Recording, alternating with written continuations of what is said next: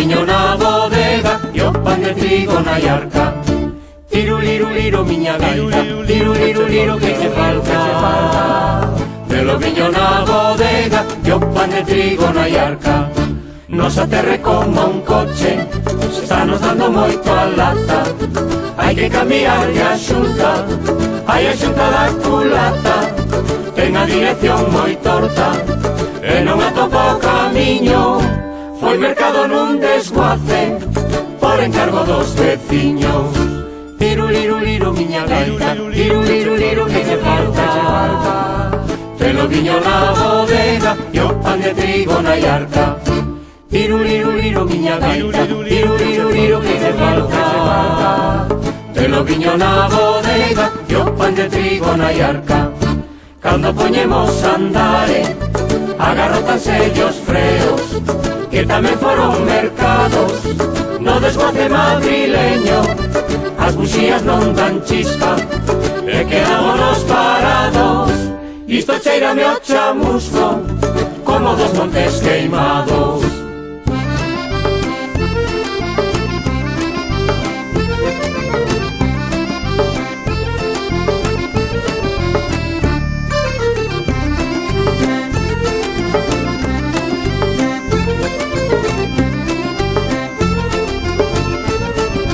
Tiruliruliro miña gaita, tiruliruliro que che falta. Telo viño na bodega e o pan de trigo na iarca. Tiruliruliro miña gaita, tiruliruliro que che falta. Telo viño na bodega e o pan de trigo na iarca. Neste coche que non anda e tanto da que falare, xa que fomos los galegos que non quixemos mercare. Ten as rodas moi lampiñas e patina yo embrague. Este non parece o coche de vascos e catalanes.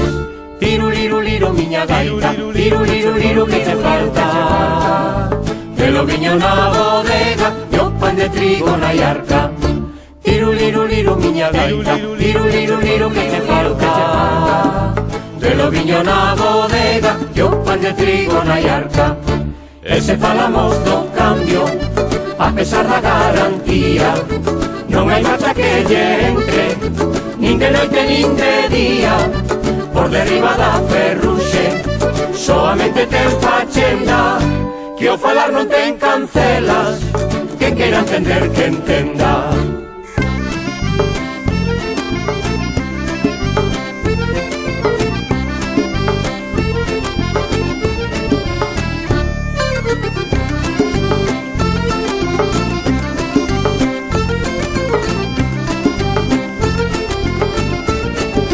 Tiruliruliro miña gaita, tiruliruliro que che falta. Telo viño na bodega e o pan de trigo na iarca. Tiruliruliro miña gaita, tiruliruliro que che falta. Telo viño na bodega e o pan de trigo na iarca. Foron 5.000 gaiteiros ben repletos de empanada para festexar a compra deste coche que non anda. Haixe poquinha memoria da historia do país. Antes non eran gaiteiros, eran guardias color gris.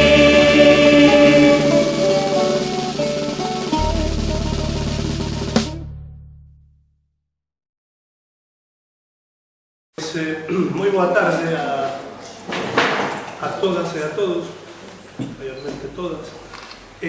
Un ano máis estamos, uns meses despois estamos clausurando estas, decimos, esta xornada de información sociosanitaria de Outes, que xa son un auténtico clásico dentro das jornadas de formación, divulgación, neste caso no ámbito sociosanitario, que celebramos aquí en Outes, como ahora falábamos co noso convidado ese, con Jorge Mira, e dicía, bueno, hai moita xente, pois efectivamente, porque esta xornada dende sempre pois chama moito a atención e ven moita xente, non? Bueno, Eu, como todos os anos, simplemente quero agradecerlle ao doutor Xosé Dios o traballo que desenvolve dende fai tantos anos non só no edificio do lado, que é importante, senón tamén como organizador destas jornadas. E agradecerle tamén, neste caso, a Esther como representante da Universidade de Santiago, posto que este ano as jornadas enmarcanse tamén dentro de unha actividade, digamos, externa, por así decirlo, da universidade, igual que hai outras.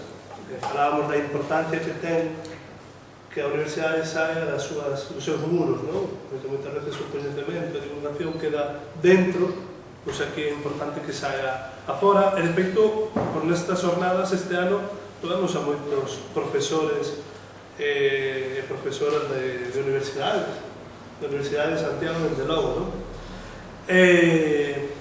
Agradecerle tamén, bueno, pois, o equipo do Centro Social de Outes o traballo que fan, non só nesta actividade, pero nesta actividade concreta, de Elvira, de Manolo, de José. Creo que non me toca a mí presentar a Jorge Mira, pero algo terei que dicir. Creo que é posiblemente o profesor e o profesional máis mediático que temos na Universidade de Santiago, senón o máis mediático, un dos máis mediáticos. Comentábamos agora que coincidimos. Era por dar a ser profesor, non? Debe haber 15 anos como mínimo nunhas clases de inglés que estaban destinadas a persoal da universidade. Bueno, recordo, Jorge, creo que teño, ahora non me vou acordar do título, un libro teu, moi divulgativo. Teño dous, así, un A Torre do Ceo e outro é A Ciencia do Punto de Vista. Pois efectivamente, Jorge Mira, A Ciencia do Punto de Vista, que ten historias moi interesantes, porque son moi de andar por casa, pero dalle unha volta unha explicación científica que todos entendemos. Ese é un pouco dando resposta a preguntas como, bueno, algunhas delas moi curiosas, non? Do mesmo xeito que Jorge Mira foi famoso por publicar un artigo, se non me lembro mal, sobre donde calculaches a temperatura do inferno. E do ceo tamén. E do ceo tamén. Acordos escritos da Biblia, pode ser, verdad? Creo que estabas un pelín equivocado. Eu, cando tal din, dicen, bueno, a ver, sobre científicamente vamos a demostrar que existe inferno, existe ceo, pero non, vai por outra vía, acorde tamén aos escritos, non? Calde podería ser a temperatura tanto do ceo como do inferno. Bueno, eu creo que é super interesante o que nos pode contar Jorge Mira. Non sei se hoxe vamos a falar dun dos temas tamén, ou vamos a falar dun dos temas que máis ten traballado nos últimos tempos, que é o cambio de hora, non? O famoso cambio de hora, que sempre, todos os anos temos dúas discusións, non? Dúas discusións de se fai falta ou non. E xa dixen tamén que cando queira está convidado aquí a vir outro día máis, a Outes, A praia de Broña, Broña. e o Freixo. Con Braña, non sei como que era Braña. Broña. Braño tamén temos un Braño. A praia de Broña é disfrutar, bueno, pues, dun bom manxar no Freixo, que creo que xa va a ser a oportunidade. O alcalde non me convida, pero a comida... Tes pleno, vas a deixar o pleno... Claro, Teño o pleno hoxe por esa razón. nos facemos a competencia. O pleno é raro, pero temos que prepararlo, porque senón despois teño preguntas capciosas por concelleiros da oposición. Compromiso para o El? PSOE. Se E queda ali no o sitio. delega. Delega, o sea, cantos campos hai? Tres. No, falta o Partido A Popular. Partido Popular. Goberno solitario? Goberno solitario, pero acompañado por moitos. Como está o pleno? Vale, despois hoxe vamos a falar por personal, non vamos a falar. Bueno, entón, Jorge, benvido, espero que che guste, espero que vos guste tamén. E ahora lle teño que dar a palabra a Ben. Dalas a mí e eu presento. Si queres. Moitas gracias. Acórdate ao final de clausurar. Antes de que... Así que acabemos aquí. Vale, sabedes que a formalidade. E eu presento a Esther, presento a Jorge. Vale. E a xente, por suposto. Bueno, imos dar comenzo entonces o que é a cuestión máis técnica, máis científica. A conferencia de hoxe será a número 128 que fagamos desde que empezamos estes eventos e, bueno, recordar que levamos 16 xornadas, que cada xornada son 8 conferencias, o último xoves de cada mes, e vai co curso, vai desde outubro que comenzamos ata maio que clausuramos habitualmente.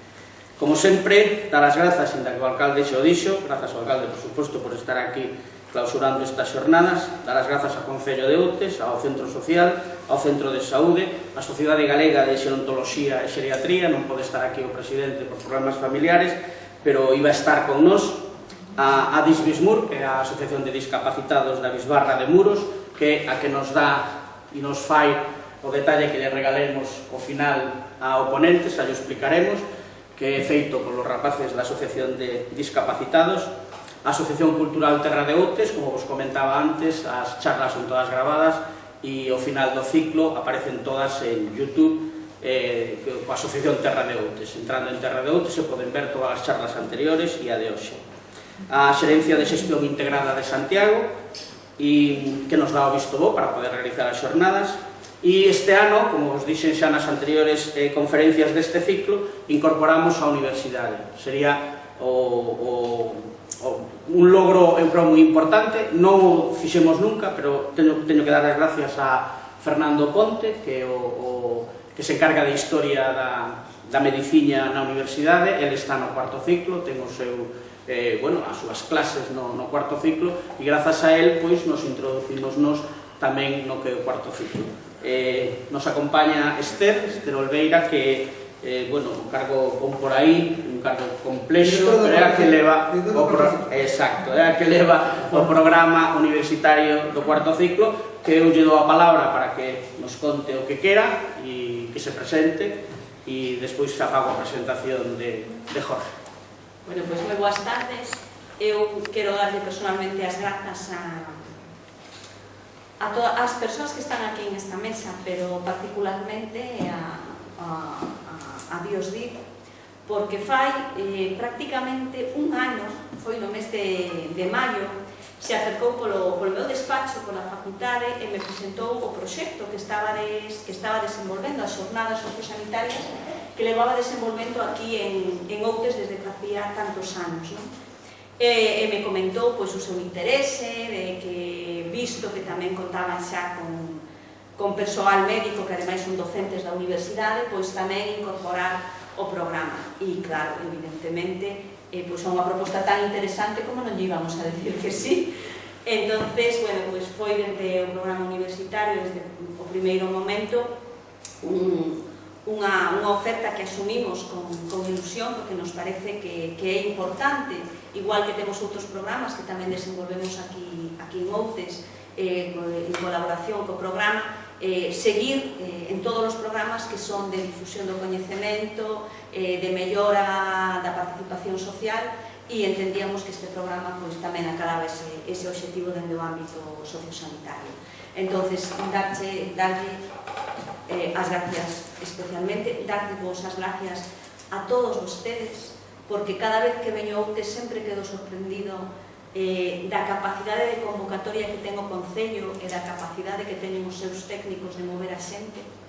Elvira é sorprendente, sempre consigue encher as salas, e eu creo que para o municipio e para quen estades ao cargo del, pois realmente é significativo ver que o teu Concello ten movimento social. Entón, moitísimas grazas. Para a Universidade é un placer poder estar aquí e agradecer personalmente que se nos invitara a formar parte deste proxecto.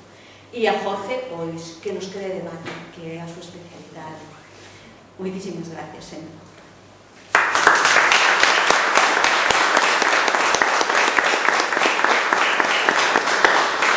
Fago a presentación de Jorge, inda que, moitos xa o coñecedes de outras historias, pero, teño recollido aquí que é licenciado en Física no ano 91, con un premio extraordinario, se dedicou ao estudio do ferromagnetismo débil e a influencia do tamaño do magnetismo de materiales tipo R2CU04, non teño ben aprendido. Actualmente catedrático do área de electromagnetismo do Departamento de Física Aplicada da USC, Se dedica ao estudio da dinámica de competición de lenguas. En 2016 foi elixido académico correspondente da Real Academia Galega. No 2018 o Goberno de España o nombra membro da Comisión de Expertos para a Reforma da Ora Oficial. É conocido por numerosas actividades de divulgación científica que realiza e forma parte da organización do programa Conciencia. 3 de seus traballos de investigación se realizaron en colaboración co Nobel de Química John Goodenough. Ben, este é o Dr. Jorge Mira Pérez, catedrático de electromagnetismo, como decimos, que nos vai a falar hoxe sobre algo que eu espero que crea a mesma polémica que creo solo de entrar, porque, bueno, xa non estábamos moi de acordo, pero, bueno, escoitaremos as argumentacións de un lado, as argumentacións de outro, e ao final, como sabedes, teremos un coloquio para esas dúbidas que podamos ter, ir aclarándoas. El vai a falar por que é necesario o cambio estacional de hora. Ese sería o tema. E sin máis, antes de que clausure, porque se ten que marchar despois ao pleno, como decimos, non é que non invitemos, pero sempre coincide con pleno, invitamos á universidade, invitamos a Jorge, a universidade non se quere quedar, bueno, non pode, tamén entre lío. Jorge si se vai a quedar con nós e vamos a enseñar a playa de Roña, que sepades, coñezan, e xa lle dixemos que é a playa máis cercana a Compostela. Antes era Vila García, pero co cambio de carretera, agora é Broña.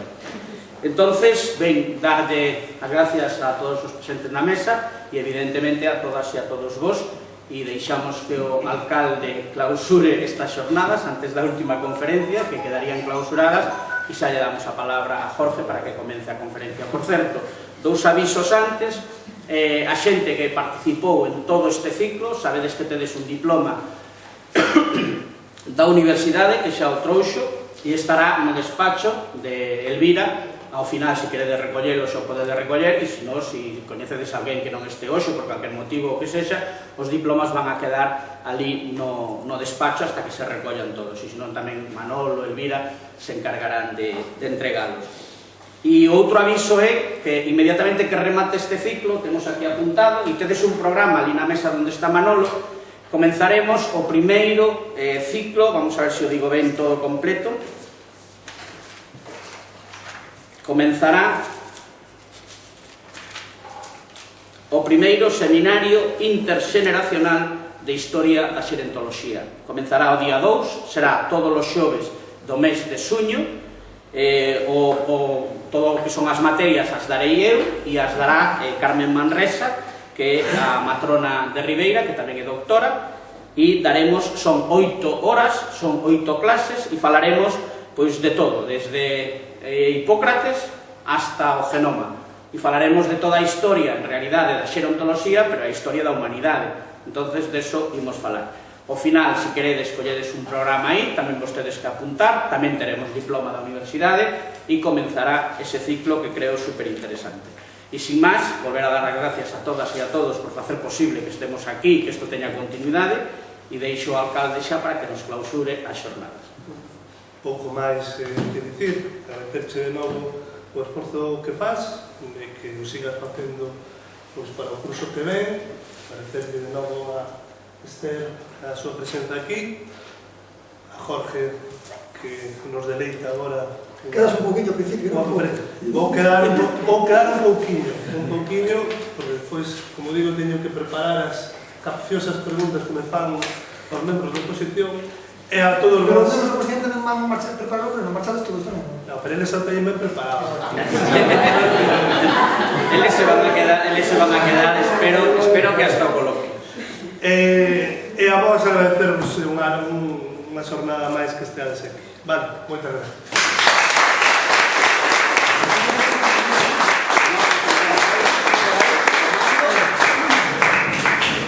Moi ben, nada. Antes de nada, moitas grazas. Bueno, eu tengo que dicir que cando vim o peligro, claro, a coña se ponía que xa todo o mundo a parar. Digo, me respondo, señor Dios, sería rarísimo. Tu puñe, non sei se mi estimado amigo, algo así, porque me daba moito pavo. Colega, sí. Colega, claro, tamén que foi perfecto, aquí tamén unha coisa. A parte que era José e a María. Bueno, aquí tamén a sorpresa miña foi chegar aquí e ver, claro, caras coñecidas. Eso está co alcalde, pois eso, vai ser titular ahora en nada. E claro, ver aquí a directora do cuarto ciclo, ti estás aquí. Non, ti non estás aquí, ti estás aquí para... Es todo Compostela. Estás traballando. Pero igual que Claro, está algo así como despistado, non? E agora trae Elvira, non? Que menudo éxito, porque tendo a praia de Broña, que saberei despois, con este día, que estedes aquí, ou vamos, Nico Chan, que me estedes aquí agora. Bueno, isto que vou falar, ten moitas derivas. Eu son membro da Asociación Hipocrática do Colegio Oficial de Médicos da Coruña. Porque o Colegio Oficial de Médicos ten unha comisión, esa comisión forma médicos, hai xente moi famosa aí, digamos, o presidente do Colegio, o señor Agustín Vidal, pois ten 4 membros externos. Está María José Alonso, que é da farmacia, hai un que era da antiga directiva da banca, hai outro que ven do mundo da letra, non sei. Todo, bueno, porque ten deriva este tipo de cousas, non? Bueno, como dixemos na entrada, como tamén salientamos aquí, isto do cambio de hora é algo que chama bastante atención, e hai moitísimos erros conceptuais. Se está por aí, pensadme, vale? Moitos deses erros teñen que ver coa autoestima que hai como país, vale? Como autoestima que hai como país.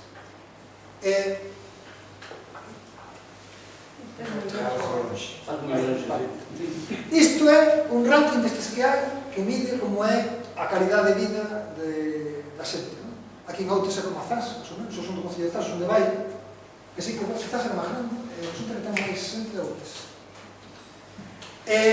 Pero en realidad aquí sabemos que hai moita xente moi bella. De feito, Galicia ten unha das taxas de centenarios maiores do mundo. Isto quere decir que aquí mal non se vive. Ainda que teñamos críticas, tal, pero aquí en España mal non se vive. E hai unha saúde promedio relativamente boa, sobre todo cando comparamos con outros países, non? Entón, vedes este ranking que fixo a agencia Bloomberg. Bloomberg é unha destas agencias bonitas que hai, destas que son famosas. Hai moitos rankings deste tipo, ¿vale? Por que digo isto? Porque cando empezamos a falar do cambio de hora, moita xente que di que España ten un problema, que Galicia ten un problema, que estamos facendo malas cousas, pues bueno, quizá, teñamos que quitarnos en riba da cabeza isto de que España fai malas cousas e que Galicia fai malas cousas. A que ven isto da hora? Pois a da hora é algo que permite ás persoas sincronizar a súa vida. Cando quedas con outra xente, quedas o pleno. As 21 horas todos os xoves, non? O último xoves. Os últimos xoves, un pleno cada mes. Que ainda antes estou falando con a Cata de Fisterra, un pleno cada 2 meses. Vale? Entón a xente queda para quedar con a cosa. Pero claro, depende do grupo no que ti te moves. Fai 100 anos ou 200 anos, a xente de Outes só importaba o que facía a xente de Outes. Importaba un caralho o que facía a xente de Girona. E a xente de Outes quedaba coa hora local. Non tiña reloj, o reloj xa se inventou foi moito tempo, pero a xente quedaba polo sol. E feito isto da puntualidade tampouco era. Miña nai era labradora, vale? E miña nai cando ten que quedar, o tempo que lleva co trator, queda a media mañán. Ela vai traer na leira, e cando tipo chegue, pois está ali. Que coño, 11:30, 11. A esa era a hora. Feito eu fiz unha das miñas estadías doutorais en Francia, e estábamos en africana, e divertido, non? Porque tiña unha cultura distinta. Era impuntualísima esa xente. Claro, porque tiñen ese esquema, que é un esquema tan lícito como outro calquera. Quero dicir con isto que a xente hasta fai 100 anos, a Galicia de fai 100 anos, era moi rural. Se vedes as fotos dunha señora que se chamaba Ruth Matilde Anderson, unha exposición preciosa, vedes a Galicia como é. Fai 100 anos había reloj, pero aquí daba de igual a xente o reloj. E a xente que vivía en Girona, que saiu o sol unha hora antes, a esa xente daba igual o reloj. Vivían polo seu reloj solar, no medio do día, cando estaba o sol de arriba. Cando sai o sol, cando se pon, xa. Quero dicir con isto que o tema da hora polo reloj é algo que empezou máis tarde do que parece. A hora oficial española fixouse en 1901. A hora oficial do país, 1901. Ata aí non había unha hora madrileña que se estendía ao resto do Estado, en 1870 e pico, pero a hora oficial española, 1901. Porque a xente tampouco lle facía falta. Por que empeza a xente a ter máis necesidade do reloj? Pois cando empeza o tren, sobre todo nos Estados Unidos, que é un país moi longo, porque había un tren que iba desde a costa este hasta a costa leste hasta a costa oeste. O tren percorría todo os Estados Unidos, que é un sitio moi grande, e aí había xa que coordinar as horas. Entón, como había un lío, fixos unha conferencia no 1884 para pactar un esquema de horas que se vise para todo o mundo. Chamou a conferencia do meridiano. E unha das persoas que estivo aí foi este señor, se chamaba Sanford Fleming. Sanford Fleming, casi como poñer o meu chirimbolo. Chirimbolo destes. Podeu ver.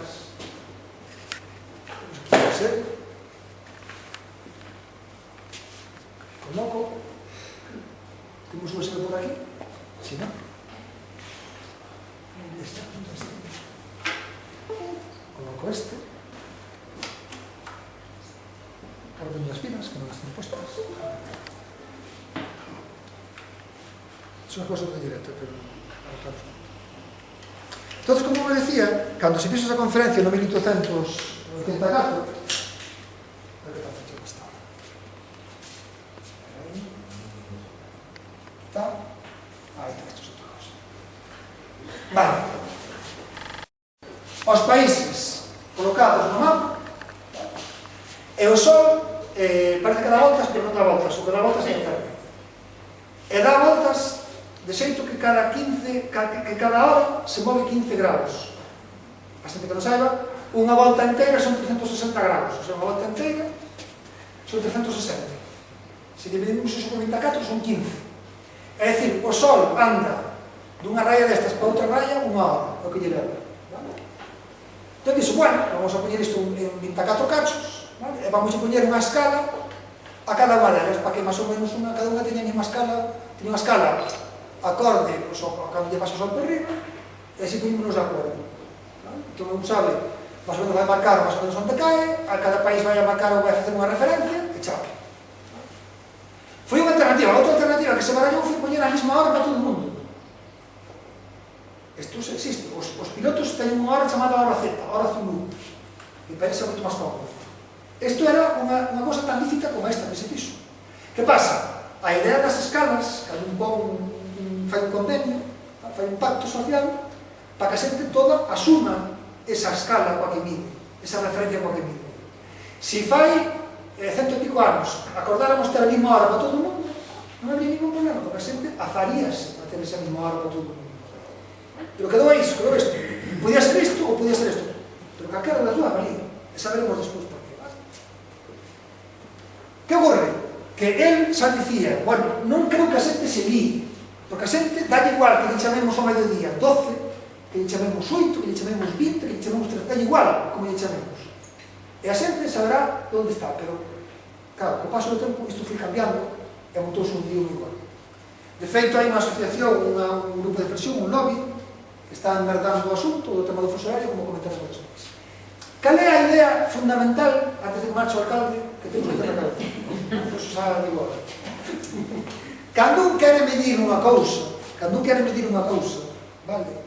Un suceso, a hora, o tempo, quere medir a temperatura, o que sexa, ten que poñerle a esa cousa que mide un número. Eu canto mido? Pois 1,83. Pois iso é un número, pois iso é unha escala de centímetros, pero se mido un pés, eu mido 6 pés de alto. O que importa é que cando digo que mido tanto, que a xente entenda o que estou dicindo, ese número que eu entendo. Porque a xente entende que é un metro. Pero, por exemplo, en Estados Unidos, o do metro xa non ten tan claro, xa miden o pé. E para eles miden en pés. E, como eles entenden o que é o pé, pois eles miden en pés, non teñen ningún problema. Cada un ten o seu. O importante é que cada un saiba o que está medindo. E sempre poño como exemplo isto da temperatura. Esta é unha pota fervendo, vale? Unha pota fervendo. Esta pota ten a auga ferve a 100 graus, non? A presión normal, non?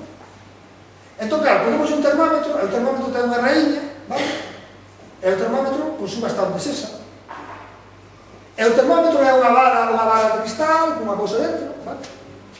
Pero despois, cada un pode poñer aquí o número, sabemos que a auga ferve a 100 graus, se alguén non me entendo tal, que me levante a man, que me pregunte, tamén se non hai, que me diga. A xente di que ferve a 100 graus, por qué? Porque onde vivimos nós, para nosa raya na que se pon o 100, é onde ferve a auga. Pero non é a única raya que hai. Outros países usan a escala Fahrenheit. É unha escala que se usa en países anglosaxóns. E para eles, Cereber é 212. 212. Non ten ningún problema, non hai ningún cambio de fuso termométrico. Tan correcta esta como esta. Os científicos usamos outra escala, chamase Kelvin. E para nós ferve a 373,15. É a mesma cousa, pero con números distintos. Está isto en castelán, porque estuve na comisión que iba a Madrid, o sea, bastante bueno, o sea, reciclo as cosas. Entón, fixamos, é a mesma cousa, pero con números diferentes. Ningún deles está mal. Non hai ninguna marca, ningún fuso termométrico correcto ou incorrecto. Non hai ningún que te mal. Todos son vos. Todos son vos na medida na cal a xente entenda o que se está facendo. En Estados Unidos usan isto, eles entenden isto. Como aquí hai un médico e unha médico aí, unha futura médico, eles poden a temperatura do corpo. Entón, se ti falas con o teu mozo vive en Washington, non lle digas que tens 38 de febre, dille que tens 100 graus de febre. E se o teu mozo de Nova York che di que ten 100 de febre, non penses que está palmando, porque este 100 graus que está fervendo, non. 100 Fahrenheit. Entón, para un norteamericano, as persoas teñen febre cando teñen 100 Fahrenheit. De feito, este tipo Fahrenheit puso como referencia ao 100 a temperatura do corpo, que parecía un número normal, parecía un número bonito. Al parecer raro que a temperatura normal do corpo sea 36,5. Pero é unha escala. Entonces, dá igual a escala que eu poña, dá igual que o número que eu poña. O importante é que ese número estea comprendido pola xente coa que eu vivo. Se eu digo que aquí o líder do PSOE ten 38 de febre, a xente entendo que 38 de febre. Ora, se vou aos Estados Unidos e digo que ten 38, pensarán que está congelado, está morto. O 38 estaría morto. Isto ten que quedar moi claro, porque vou non sabe moito. Agora, aquí se monta o petate. Empezou sempre a decir que España ten un problema co fuso. Depois falaremos da política, tal, igual o que tamén está aí, pero non, pena. España empezou a xente a mover o rollo fai uns 15 anos que España ten un problema co seu fuso. Por qué? Porque a marca que temos non cadra con estas raíñas que puñía antes. E a xente que veñes un problema, cando non hai ningún problema. Din que teníamos que ter a mesma marca que Portugal. Pois non. Porque Portugal ten unha marca, como se Portugal usara esta escala e nós usáramos esta, non habría ningún problema. Pois con ahora o mismo. Ten unha marca distinta. E o importante é que fagamos as cousas máis ou menos ao mesmo tempo. Por exemplo, o telexornal da Radio Televisión Portuguesa é ás 20 horas. Nos con Portugal temos moita relación. O centro de investigación máis grande que hai en Portugal fundou o meu director de tese. Por certo, no Bruno Zapatero, director dese centro. É un centro portugués que fundou aí. E o segundo cargo de Fernando foi a mí. Eu estaba xestionando con os portugueses a creación dese centro. E cando salíamos nós do telexornal, ás 20 horas, era a mesma hora que empezaba o telediario de Televisión Española. Era o mesmo momento. As 20 horas de Portugal non son antes que as 20 horas de España.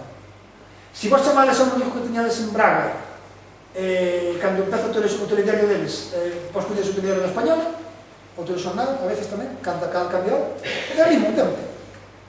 É ao mesmo tempo. Só lle chamamos distinto ao número, pero é ao mesmo momento. A xente onde se monta máis lío é cando estamos no medio. A xente a veces méteme tal e di, pero cando vas a Tui e estás no medio da ponte, que pasa? Que hora é? A hora que é, dime a escala na que ti queres que eu che diga a hora, eu digo a hora que estás. Eu canto mido cando estou no medio do puente? Pois dime en que escala queres. Na escala decimal? Pois eu mido isto. Na escala norteamericana? Mido isto. Que temperatura, se ti te fiarme, que temperatura teño? Pois digo, dime que escala queres que che diga o número, eu digo que número teño. Se teño febre, 37,8 graus ou 100 Fahrenheit. Que hora é? Digo, pois dime na escala na que ti queres que che diga a hora. Queres a escala portuguesa? Pois son as 20 a 1. Queres a escala española? Pois as 20 a 2. Pero isto aquí, en Lisboa, na praia de Broña, donde sexa. Da igual, o sea, o número, dime que escala queres, ou digo o número que tens nesa escala. O caso, por exemplo, cando a xente compara con Italia ten a mesma escala que a nós. pero Italia está por leste unha hora máis, o sea, pasa o sol por riba de Roma unha hora antes de por riba de Madrid. O sea, os italianos van unha hora antes que o sol. O sea, o sol pasa por riba de Roma unha hora antes que por riba de Madrid. Eles teñen a mesma escala que nós. Por lo tanto, é normal que en Italia, cando vedes o telejornal, empeza ás 20 horas, ollo, ás 20 horas a hora, na mesma escala que nós, co cal, o telejornal empeza unha hora antes que a nosa, ou como debe ser, porque eles van unha hora antes, empeza unha hora antes que nós, e por iso teñen unha hora antes, e non hai ningún problema. O jodido sería que isto fora o mismo, que tuéramos a mesma hora os dous, ao mesmo tempo, porque aí nos estaría facendo mal. Como os romanos, os italianos van antes que nós, o sol, terán que facer cosas antes que nós. El feito é que isto, vese, por exemplo, aquí temos o Masterchef, cando fixen esta cosa no domingo, ás 22 horas en España. En Italia, ás 21:15. E antes en Italia que en España, bueno, é antes, pero co sol é antes, non? Porque a posición do sol ás 21:15 é a mesma que a de Madrid ás 22:15. Incluso vai un pouco máis tarde o Masterchef italiano que o español. Comento isto porque estes grupos de presión que empezaron a dar a lata co tema da hora dicían que en España se vive mucho de noche. Pois veremos despois a noche que se vive. Estamos vendo que aquí tan de noche viven os italianos como os españoles. Isto pode facer máis científicamente. Eu teño un colega na Universidade de Sevilla que é un gran experto en datos, e hai unha enquisa na Unión Europea dun organismo que se chama Eurostat, que fixo unha enquisa moi potente, vale? Como por exemplo en España 40.000 entrevistas a través dos institutos de estadística oficial dos diferentes países. Aquí igual, isto é unha gráfica, pero vamos a explicar a ver se se entende. Unha gráfica é unha cosa na que poñemos, por un lado, as horas do día, as 4, 5, 6, 7, 8, 9, 10, vale? E aquí a porcentaxe de xente que fai tal cousa a tal hora do día. Vamos a entrar en detalles. Entón poñemos cando desayuna, cando xanta, cando cea a xente. En España máis en Italia. España é o colorencho este, Italia é o colorencho este. E o que fixamos foi correr as dúas referencias con respecto ao sol, para ver como facemos os españoles e os italianos as cousas ao longo do día. E se vos fixades, este dibuixo cadra casi un por riba do outro. Isto quere decir que os italianos desayunan ao mesmo tempo que nós con respecto ao sol, os italianos xantan con respecto ao sol ao mesmo tempo que nós, os italianos cean con respecto ao sol igual que nós. Isto sería como poñer un pauiño na porta dun señor de Roma, un pauiño na porta do señor de Madrid, e ver como é a sombra que fai o sol nese momento. E veríamos que cando o romano fai as cousas, a sombra que ten de sol ese pauiño que está dentro da porta é a mesma sombra que ten un de Madrid. É a primeira vez que vin esta cousa, quedei abraiado, porque parece increíble que nos sincronicemos tan ben, porque Italia ten máis de 60 millones de habitantes, España ten casi 50, e é asombroso como as sociedades non son tontas. Eu sempre digo na comisión, cando digo, as sociedades non son gilipollas, as sociedades saben, despois de facer proba e erro durante moitas generacións, cando teñen que facer as cousas, porque viven nese sitio, e saben que é o momento bo para facer. E unha vez que teñen a súa escala de horas ben marcada, xa está, xa se arreglan eles. E fixamos, italianos e españois facemos as cousas ao mesmo tempo. Non hai a suposta anomalía horaria española. Non existe o problema horario español. Iso é o que decimos en fino, un fake. Isto pasa coas comidas, pero tamén pasa co ritmo de consumo televisivo. Eu levo na televisión 22 anos, e eu na miña produtora, pois eu era o que levaba as análisis de audiencias, controlo ben como é a curva de consumo televisivo. Isto dice canta xente hai enchufada na televisión a tal hora, pois vemos que cando chegas ao punto a toda a audiencia, que cae máis ou menos en España a das 10 da noite, ves canta xente hai aí vendo a televisión, e canto máis xente hai metro. Bueno, pois fixamos, o consumo de televisión en España e en Italia é prácticamente o mismo, con respecto á posición do sol. O sea, os italianos e os españois vemos a tele da mesma maneira. Os españois non ven a televisión anormalmente tarde. Na marca do reloj, claro, porque eles, na marca do reloj, o telejornal deles empeza as 20. O noso empeza as 21, pero é o mismo momento con respecto ao sol, recordamos a temperatura. A mesma cousa con números distintos, pero é a mesma cousa. Para dormir, outro dos fakes, outra das mentiras que se divulgou, vale, era que en España dormimos unha hora menos que o resto dos europeos. Mentira. Como demostran os datos do Eurostat. Xa vos digo, estes son datos do Instituto Nacional de Estadística e do organismo homólogo en Italia. Vale? Vese que a cantidade de horas de sono de españoles e italianos e o ritmo de sono é prácticamente calcado, que é asombroso, porque son 50 millóns casi en España e casi 60 en Italia.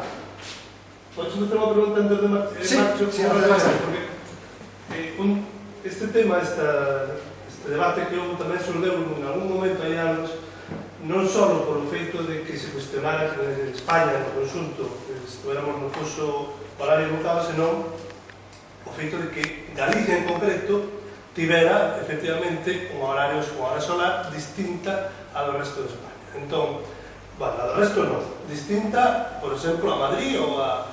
porque cando estás falando de España en xeral, xa te estás referindo, igual que Italia, a Madrid. Non sei de Italia, Vale, porque o medio. Vale, pero correcto, pero a cuestión é, a miña pregunta vai, en que momento sería adecuado que dentro dun país houbera distintos cursos horarios, como xa existe en España, porque en Canarias existe, non? Ou en Estados Unidos, evidentemente, é moito máis grande. Pero, porque ese debate, que eu entendo que ti vas non é o que ti planteas. Non, que vou tocar ao final, claro. Vale, pero xa adiante.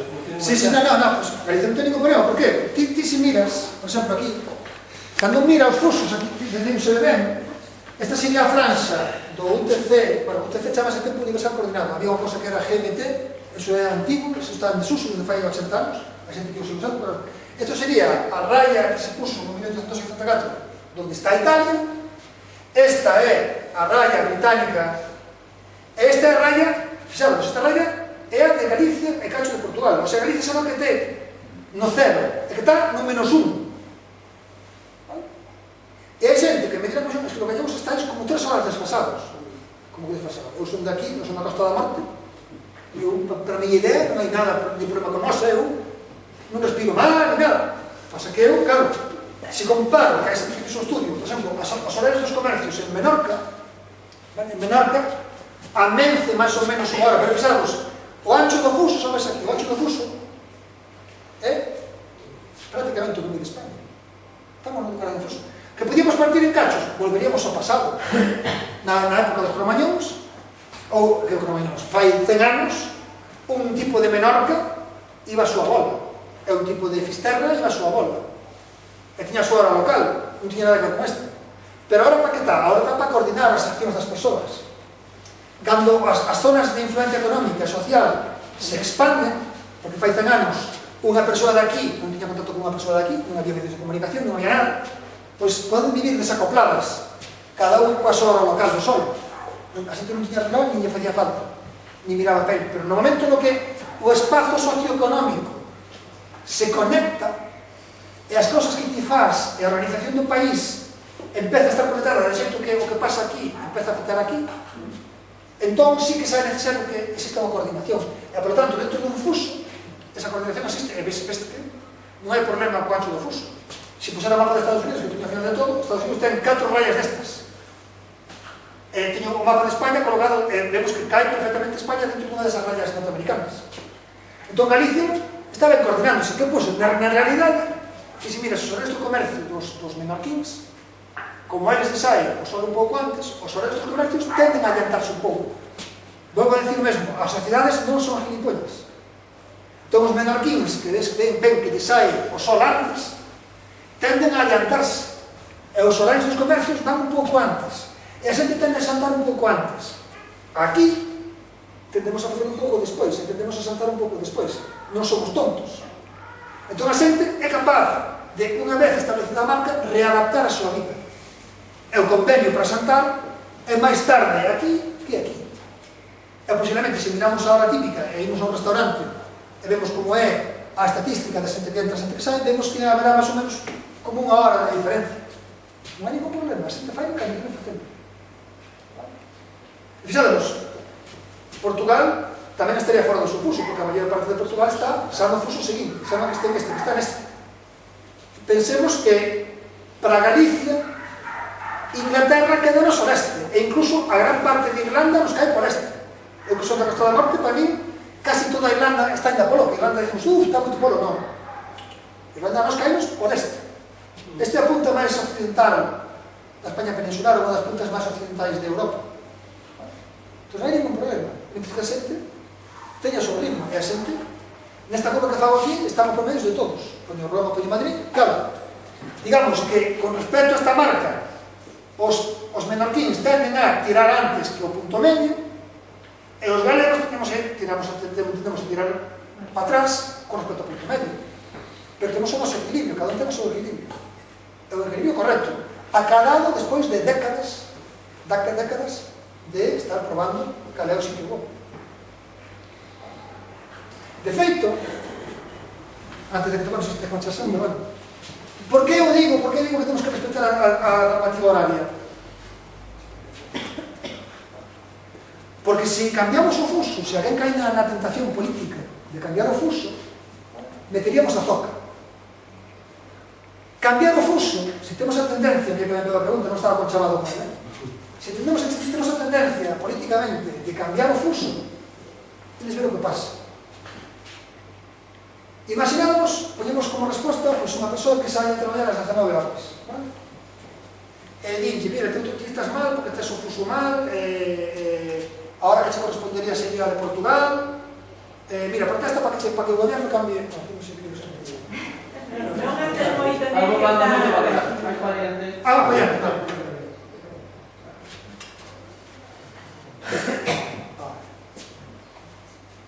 Ben gustado.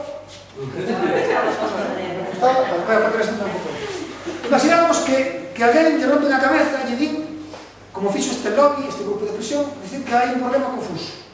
É que poñese no fuso horario de Portugal ou do Reino Unido. Pois esta persona, dinlle que tal, esta persona é unha persona que sai de traballar ás 19 horas. Un día calquera, e nese día calquera, cando ele sai de traballar ás 19 horas, ponse o sol.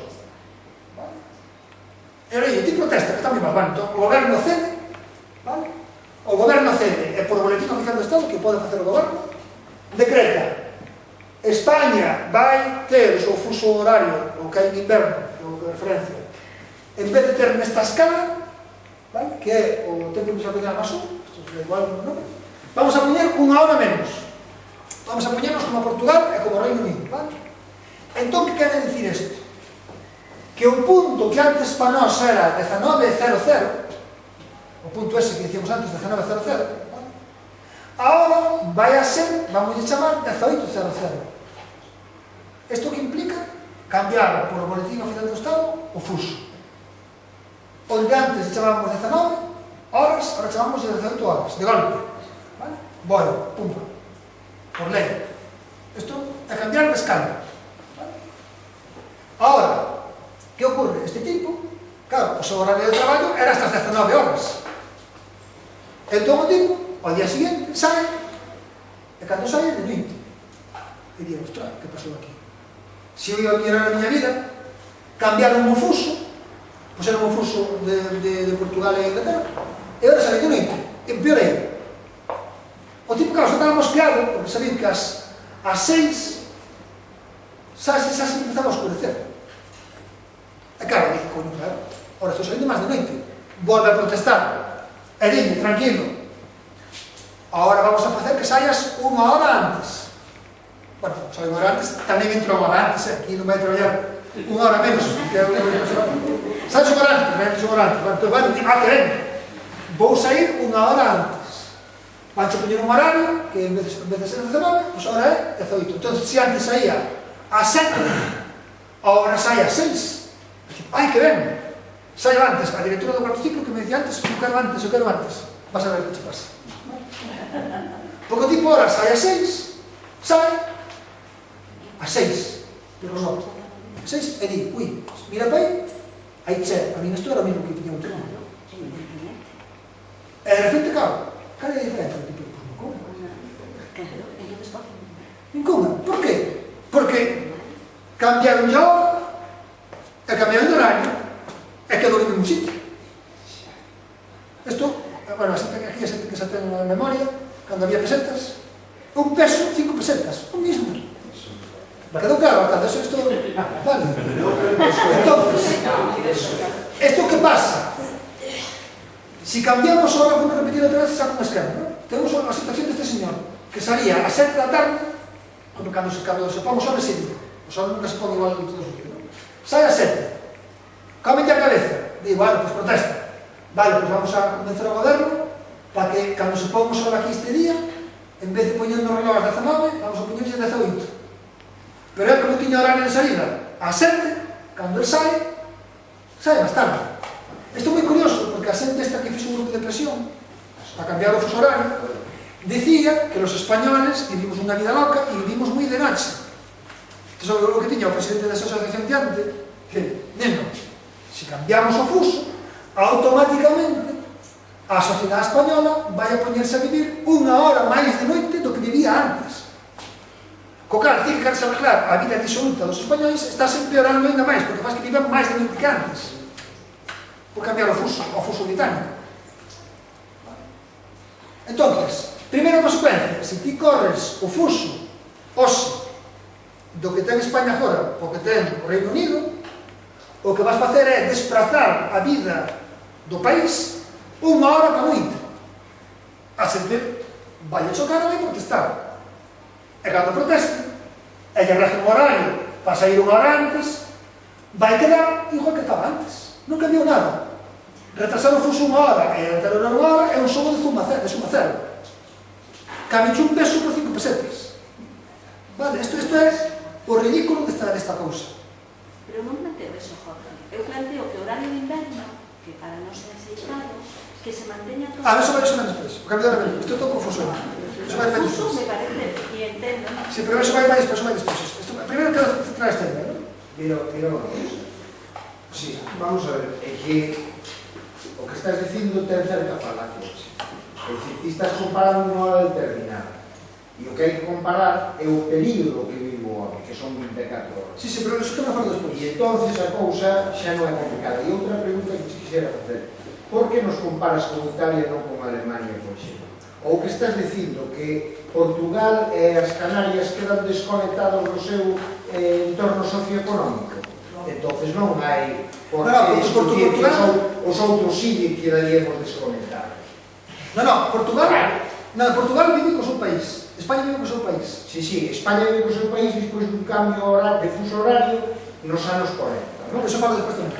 Entón, a ver, ao final estamos dando a razón a que non a tiña para cambiar. É que a cousa... No, pero... claro. Vamos a entrar. Sí, Vamos. pero as cousas son máis complicadas e non tan sencillas. No, pero primeiro vamos a ver despois como todo vale? Bien. Isto é así. O cambio de fuso fai isto. Pois entraremos nos detalles. Que ocorre? Por que puso unha 7? Por que puxen a 7? Porque en campaña electoral, unha campaña electoral que foi un feito, unha das promesas que houve en campaña foi vamos a poner horarios extra 18 e uso de Portugal. Estou collendo porque cando se fixera ese problema. Entón dicen, mira, horarios extra 18 e uso de Portugal é lo mismo que horarios extra 19 como nuestro uso horario actual. Isto escollín esa hora porque veo un piña fío polo tema da campaña. Como José dicen, vamos a poñer piño de buxo para que o veses. Entonces, non me venda usted que a vida dos españois vai a mellorar, porque isto foi unha cousa en campaña electoral, máis un partido, non vou dicir que partido, pero por tanto. Dixo isto, vamos a adiantar e a xente unha hora a salida do traballo e vamos a poñer o fuso de Portugal. Eso dixo en campaña. A mí parece unha tontería, pero hai que explicar as tonterías, porque se o dixo responsables políticos, isto hai que aclararlo. Entonces, isto é o mesmo que isto, é o que estou dicindo. Pero non só iso. Unha cousa é o fuso e outra cousa son os horarios. O fuso cámbiase dun día para outro polo BOE. Pero os hábitos da xente non se cambian dun día para outro. Ti a xente cambias o fuso. Se isto fora así, de golpe, pois mira, a mí dame igual, porque tal quedamos igual, a mí que me dá un número que outro, se todo o mundo despois corrise o seu horario. Pero, amigo, isto non pasa. Por qué? Porque a xente temos o hábito. A hora de xantar na miña casa, pois é as dúas. Ou as 2:30, cada casa terá a súa. É as dúas. Entón, ti viviches toda a vida sabendo que a tua hora de xantar é as dúas, estás co chip de comer as dúas. E cambiarte e ir correxindo se che cambia o fuso para unha é unha cosa problemática. De feito, unha das cousas que investigamos e que encontramos, que é moi curiosa, xa comentaré tamén despois, é que os horarios das sociedades adiantadas establecense en base ao momento de máis carencia do sol, o inverno. Porque o inverno, como é o momento de máis carencia de sol, vale? O día dura menos que no verano, vale? A duración do día, o intervalo do día, son 9 horas, comparado con o que temos no verano, que son 15 e media. Vale? Pois ese intervalo, como no inverno hai menos luz, as sociedades adaptan e optimizan as súas horarios para ese momento. En España, en Alemania, en todas partes, España, Alemania, en todas partes, vale? Téndese a xantar en promedio 4 horas antes do atardecer invernal. Vale? Gran parte de Francia, Alemania, Italia, 4 horas antes. Entonces, ti se de repente lle corres a referencia da hora de posta de sol ao foso británico de golpe, e entón o que vai pasar vai ser que en inverno vais a matar marchar o sol ás 17 horas, aquí, en Outes. E a xente vai estar comendo 3 horas antes do atardecer. E o que come máis tarde, de repente vai ir a noite en río. Co cal a xente vai a empezar a dar conta pouco a pouco, a base de fotóns, e acabará correndo para atrás ata encontrar o seu punto de equilibrio. Xa tiña o seu punto de equilibrio conseguido despois de moitos anos, aquí estropeamos o equilibrio e tardará anos, se é que chega, porque na práctica, os sitios nos que se fixo, a xente non foi capaz xa de facer esta adaptación. Cando vivimos con reloj, xa non somos capaces. E fracasou. E todos os países, como comentaré despois, que fixeron esta operación, fracasaron. Porque a sociedade xa non ten esta capacidade que tiña fai anos, fai 80, 100 anos, que non tiña o reloj tanto en riba da súa vida. Fai 100 anos a xente sí que era flexible, porque daba igual, porque cando comía o sol. Pero ahora non, ahora comemos co reloj. E agora a sociedade xa non ten esta capacidade, como veremos despois. Por que tamén apoio a normativa a legislación actual? Porque os argumentos que se dan a favor do fuso son falsos, a favor do cambio de fuso. O primeiro, dicir que o sol vai coa raya esta que vai de Inglaterra a Portugal. Non. Isto é a foto de como sería o momento do amanecer en Europa a finais de decembro, no solsticio de inverno. Isto é Europa, isto é a zona que está amanecendo, e as rayas, se vemos desde un satélite como vai poñéndose, como vai saindo o sol, vemos que a Terra vai clareando por aquí e vai marchando o noite por aquí. Esta raya vai así. Isto quere decir que no inverno, que cando temos un período de solar de 9 horas, o día máis curto do ano, que cando a xente aprende a facer as cousas, ¿vale? E optimiza a súa vida, está amanecendo ao mesmo tempo no tronco que marca Alemania, Francia e España. ¿Vale? É dicir, este horario que temos, sin horario que temos, ou da igual o horario que poñamos, a realidade do planeta Terra é que ao mesmo tempo amanece en Alemania, en Francia e en España no inverno. Por tanto, o horario central europeo que é o que temos é un horario que sincroniza a actividade de alemáns, franceses e españoles perfectamente. Isto é a maneira na que amanece en Europa. Amanece ao mesmo tempo en Múnich, en Colonia, que en Barcelona, Madrid. Non en Galicia. Bueno, pues claro, en Galicia. Entonces, sí, claro, pero en Galicia, vamos a ver. Claro, sí, pues en Galicia, os de León poden decir, non en León. E os de aquí da zona de Segovia, non igual que tal. E os de aquí que están en Teruel, tamén, distinto. Entón, claro, podemos facer isto, podemos poñer unha hora en Menorca, podemos poñer unha hora en Valencia, podemos poñer unha hora en Aragón, podemos poñer unha hora en Castilla e León, e unha hora en Galicia. Esa posto podemos poñer unha hora en Outes, unha hora en Sitio de Limia. Non é eso, mira, que non. Entonces, ahora... Sabes que estás tergiversando. A ver, Estamos falando dos 15 grados dos que empezaste a falar. Correcto. Pois sigamos neso e non reduzcamos a 1 grado ou a medio grado. claro, pero os 15 grados, daqui a aquí 15 grados. Claro. Daqui a aquí... Pero Galicia non está amanecendo. Bueno, pues había foto. Vale. Está aquí, como aquí, en Francia tampoco está amanecendo. Os franceses teremos o problema. Os franceses teñen mesmo que nós. No, é niño. Claro. Vamos a ver, ao final decimos o lado. Entonces, outro argumento máis. Que en España anoitece moi tarde, e que en Galicia anoitece moi tarde, por certo. Que anoitece unha cousa loca, non? Que aquí é de noite tardísimo. ¿Vale? que de noite tardísima. En Galicia non digamos, bueno, pues vou poñer aquí as horas de amanecer, de atardecer.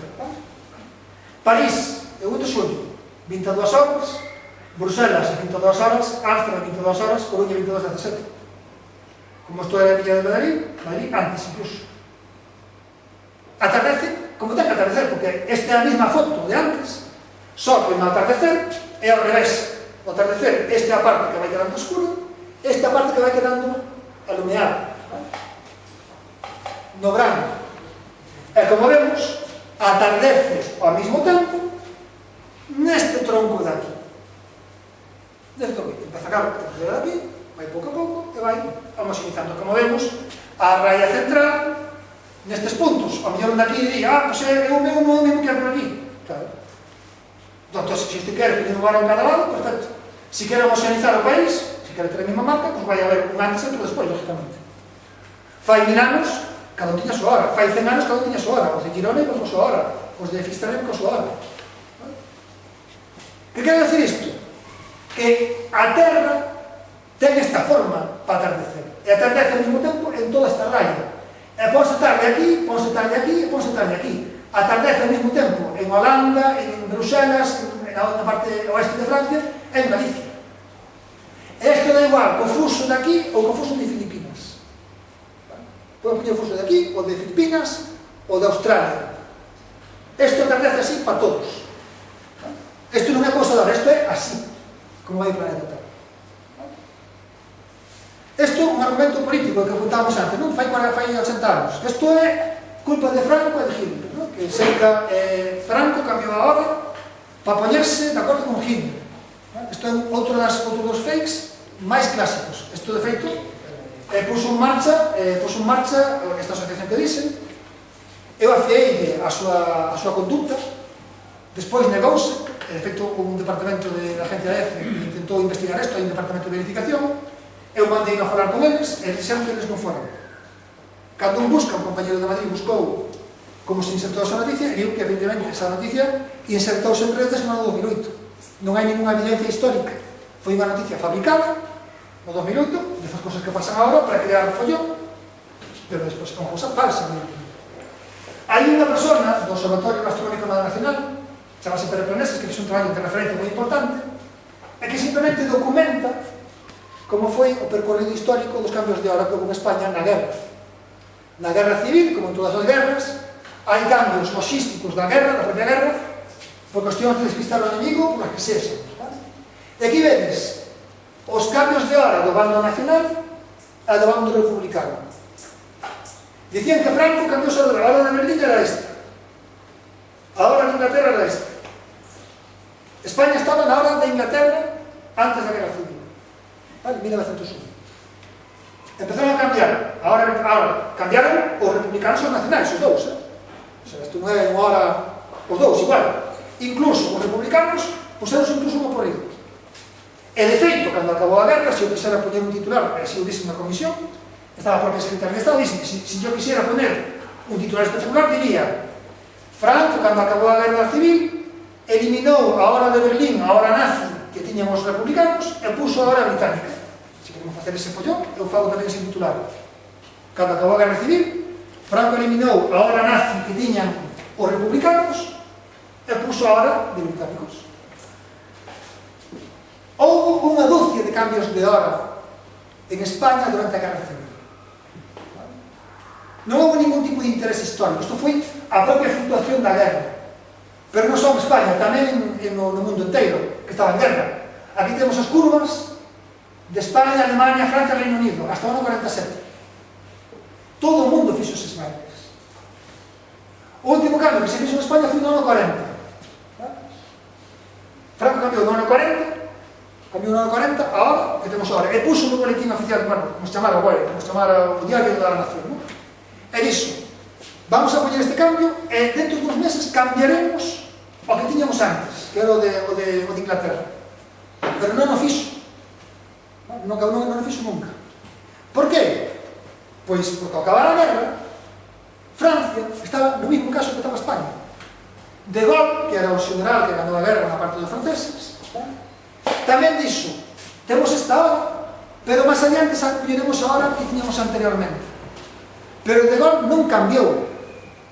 Non cambiou, de feito sacou un decreto despois, vale, no que anula o decreto de agosto do 45. E Franco fixo o mismo, Franco tampouco volvió atrás. Por qué? Porque de Gaulle posiblemente xa estaba vendo, o que vos dixen antes, que no inverno esa línea de amanecer eslidoso por Pune, Alemania, Francia, España, se estaba pensando na chamada Comunidade Europea de Carbón e del Acero, que foi o embrión da Comunidade Económica Europea, embrión da actual Unión Europea. E de Gaulle non volvió para atrás. E España tampouco volvió para atrás. Se alguén quere poñer un apelido ao horario español, que diga que é un horario golista e europeo. Mal iríamos se era unha hora nazi despois de perder a guerra. Vale? Entón España fixo o mismo que fixo Francia. Quedou na mesma hora que ten Francia. De feito, España ten a mesma hora que ten Francia. Vale? Iba a facer un cambio como iban a facer os franceses. Pero os franceses andaron, e España tampouco fixo. Bueno, isto que xa vos contei, a América tamén fixo, tamén a América tamén fixo o Reino Unido, Portugal e Francia.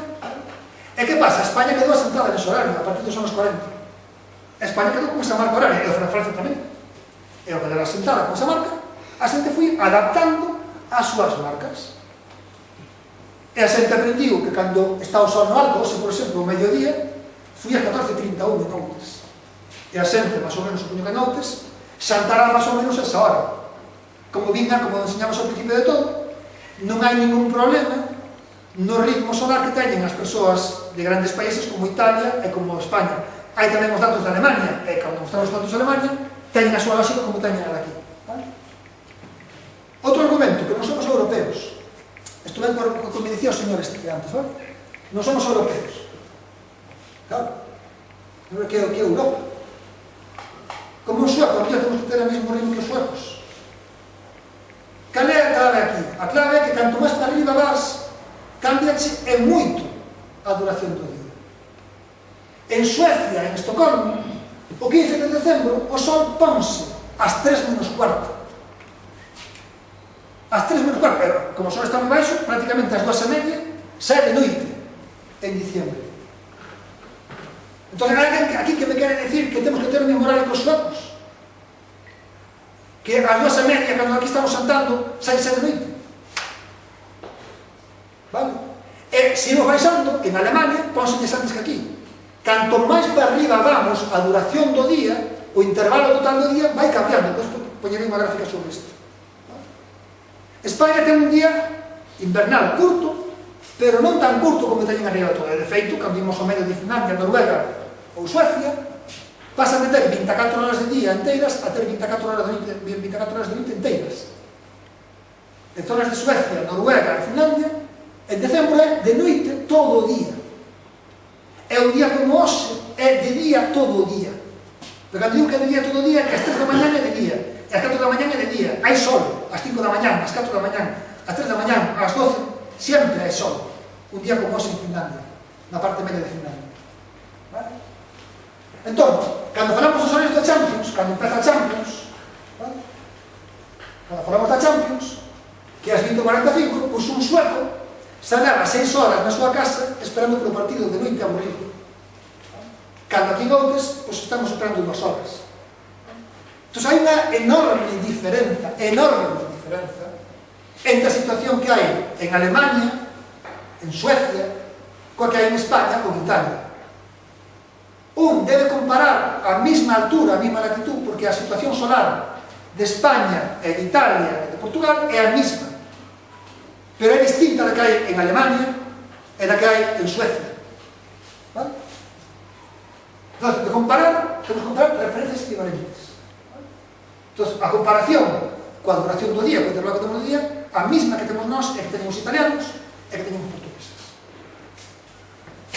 Claro, aí estamos. Aquí a duración nesta parte do mapa é a mesma, aquí é a mesma e aí é a mesma. Vale? Pero a duración do día por aquí, ahora mesmo, se estás por aquí nesta zona, a hora é de día todo o día. 24 horas de sol seguido. E no inverno, cando estamos por aquí, é 24 horas de noite seguido. De noite, ás 3 da tarde, ás 4 da tarde, ás 12 da mañá, sempre de noite cantamos en diciembre por aquí. Vale?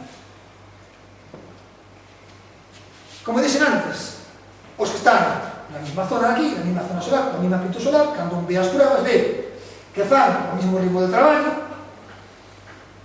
comen do mesmo ritmo con respecto ao sol, durmen co mesmo ritmo, e, por tanto, non hai nada distinto de España, de Portugal e de Italia. Porque son os países que comparamos da mesma zona solar. Consumo de televisión, o mismo, clavado. Terceiro, porque non hai que cambiar o fuso horario, porque, como dixen antes, non hai ninguna sociedade estúpida. E as sociedades, despois de moitos anos, souberon aprender onde está o seu ritmo de equilibrio.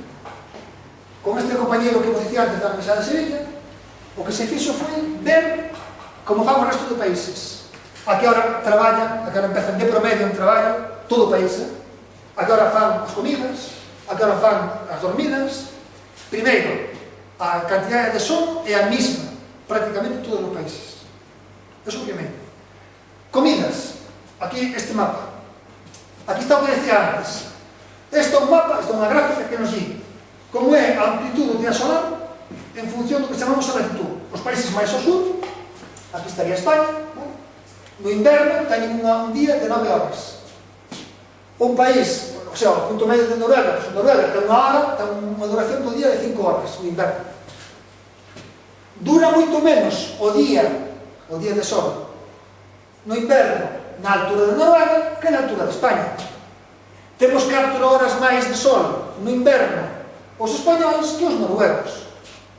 E teñen moito máis sol os noruegos que os españoles no verano.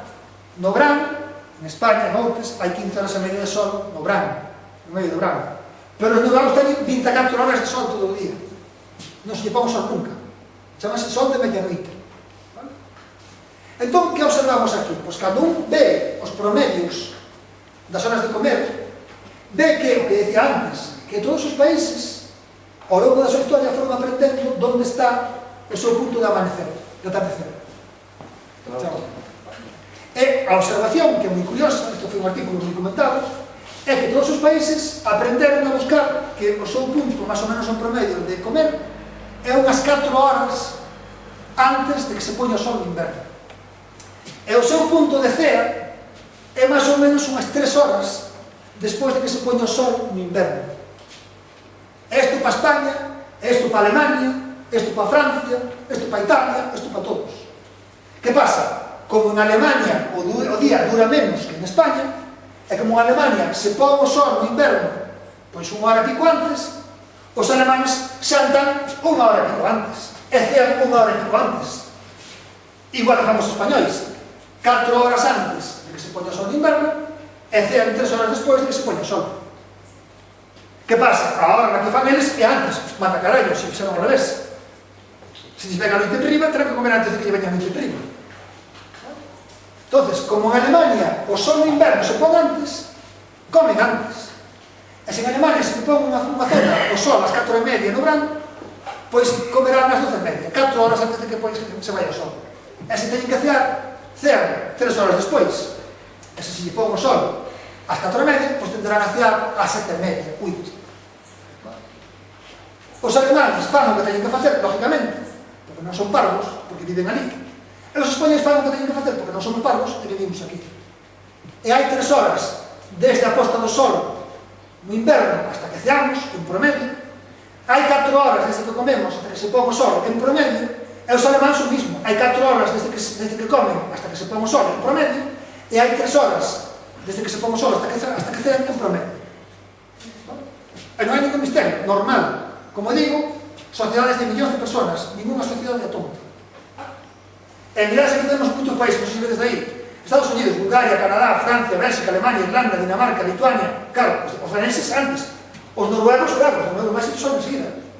A hora promedio é a 11:50. Claro, como falan con os países de carallo, que se vemos só a noite prima. Tres comer antes. E tampouco vas a cear moi locamente. Cearán, pues, en Finlandia, hasta 17:10. Claro, porque se vai os sols ás 2. Vale?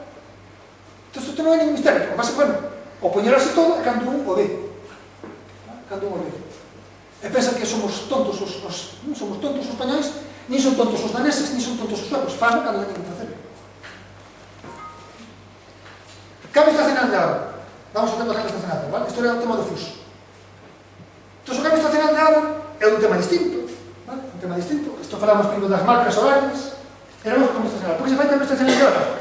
Pois porque a Terra se move, directamente. Móvese, e ademais, a maneira na que se move afecta, fai que afecte distinto aos países do sur que aos países do norte.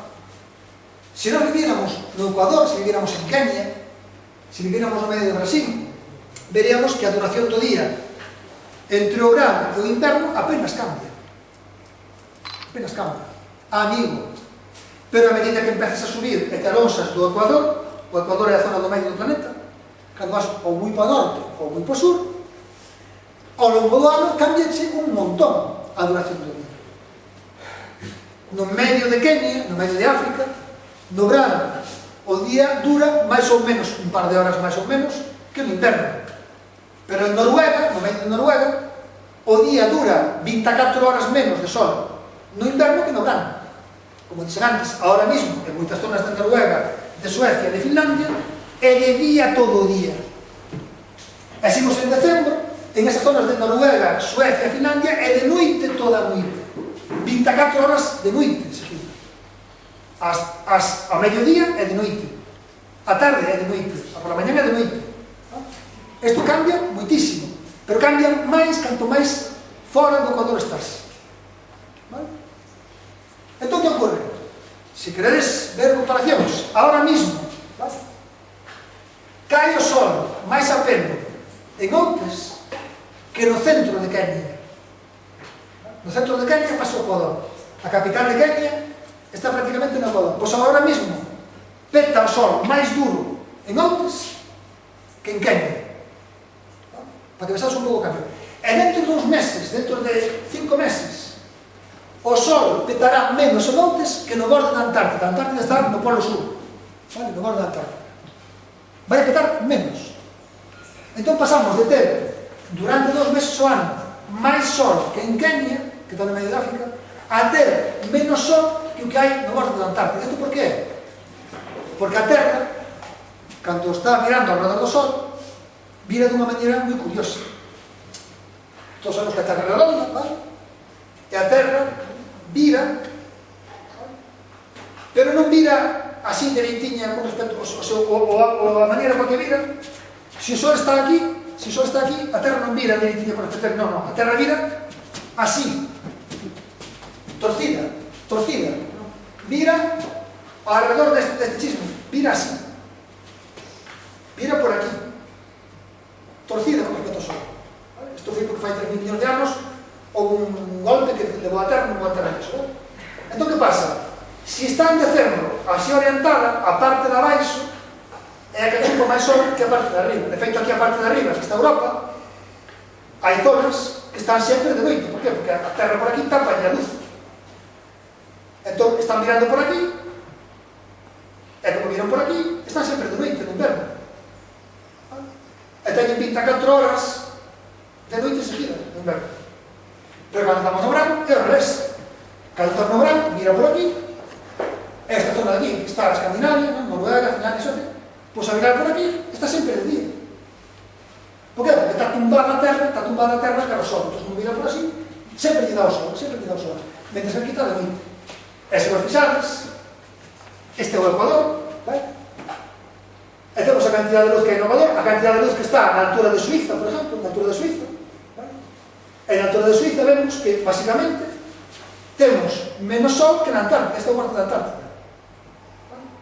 Dá menos o sol en Suiza, no borde sur de Suiza, dá menos o sol que no borde da Antártida. Mentres que no verano, e temos a raya como paralelo 97, que está no sur de Suiza, vale? Dá tanto sol aquí como dá no Ecuador, vale? No verano. Ainda que parece mentira, vale? Suiza, no borde do sur, zonas de, pues, do sur, onde está o lago de Mar, todo eso, por aí, peta o sol o mismo que peta en Kenia. E aquí, Outes, que está aquí Outes, peta o sol máis aquí que no medio de África, que está aquí tamén. Isto por qué? Porque a Terra cambia 47 grados cada 6 meses. Como é isto 47 grados? Bueno, pues un ángulo así é 90, estos son 90 grados, un ángulo recto, vale? E 47 é máis da mitad dese ángulo, cambia muitísimo. cada 6 meses, está así bailando todo cada 6 meses para aquí. Pasamos de ter menos sol que na Antártida a ter máis sol que na África. 6 meses. Fijaros o extremo tan fuerte que hai. O cambio das condicións tan fuertes que hai. Cambia un montón o sol do inverno ao verano, moito máis do que nos parece. Moito máis do que nos parece. Tanto na súa incidencia como na duración do día. Porque cando estamos aquí para outros, o día dura 9 horas no inverno, pero no verano dura 15 horas a media, máis de 15 horas a media. Estamos máis arriba, temos a diferencia maior. Aquí o día de sol dura 0, non hai sol nunca no inverno, e aquí ten sol sempre. 24 horas de cambio de luz solar, 24 horas do inverno para o verano, 24 horas en 6 meses. É unha animalada de cambio. Os aquí do medio, como dixen antes o trópico, non teñen ese cambio, por eles non fan o cambio de hora. De estar aquí, a iluminación que teñen aquí é basicamente a mesma. A duración do día en Kenia pasa de durar 12 horas a media no verano, que non teñen verano, a 11 horas a media en diciembre. Non hai estacións. Aquí non hai verano, aquí non hai inverno, aquí non hai primavera, non hai estacións. As estacións prodúcense fora da zona tropical, Por qué? Porque cando estamos aquí no medio do planeta, a Terra, por moito que cambio, como pilla a barriga polo medio, non hai moito cambio, non hai verano, non hai inverno, non hai estacións aquí. Non te falas de primavera e de outono ao tipo de Kenia, non. Habrá a época máis quente e a época máis fría, pero un pouco máis, pero casi nada. Non hai estacións en Kenia.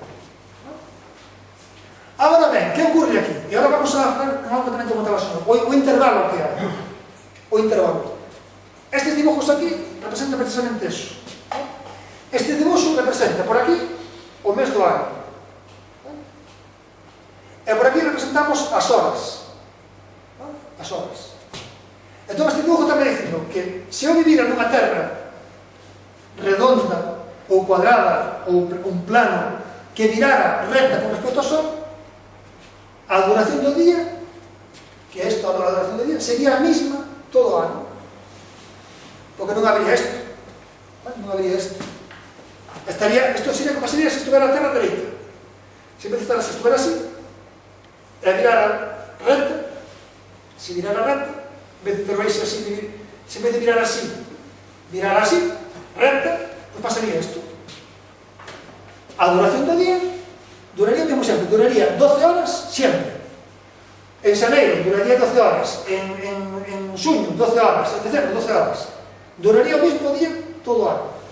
Pero claro, a terra non está dereita, a terra está torcida. Culpa miña non é. Isto é así, non é culpa miña. Entonces, sería así, pero como non é así, o que está pasando é isto. Que a duración do día é máis pequena no inverno, estou dicindo, que no verano. Entón, que facían as persoas de fai 1000 anos, as persoas de fai 10.000 anos, as persoas de fai 15.000 anos, as persoas de fai incluso 200 anos? Cando cada un tiña a súa hora, cando unha persona de Girona tiña a súa hora, unha persona de Outes tiña a súa hora, unha persona de Berlín tiña a súa hora solar, non tiña reloj, miraban por sol, por aí, a comer, ponse pa cama, sale, levántome.